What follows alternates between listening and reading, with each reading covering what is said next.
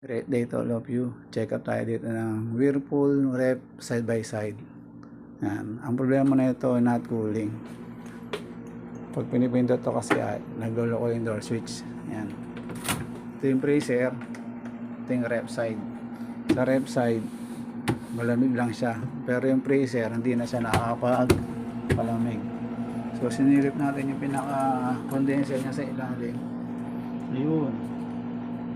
Sa pinakadulo, umaandar yung fan motor.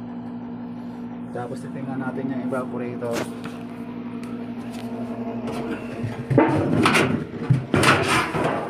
Ayan. Yan yung pinaka evaporator nya. Ito yung pinaka fan motor. Ayan, umaandar yung fan motor nya. Evaporator nya, lusaw. Ang nagpo-process na lang sa kanya is yung isang tubo. Ayan o. Ang nangyayari dyan, hindi na talaga makakapagpatigay siya dito sa mga frozen. Lusaw na yung evaporator. I-check natin sa likod kung bakit siya ganun. Na-check na natin yung pinakalikod ng refrigerator. Ito yung pinaka-compressor. Yan yung fan motor condenser.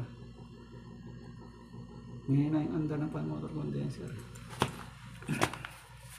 Kuha natin siya ng amperahe. Yan, yung pinaka-amperahe ng compressor 0.8. Yan, 0.832. So mainit naman yung pinaka-filter niya. Mainit yung discharge.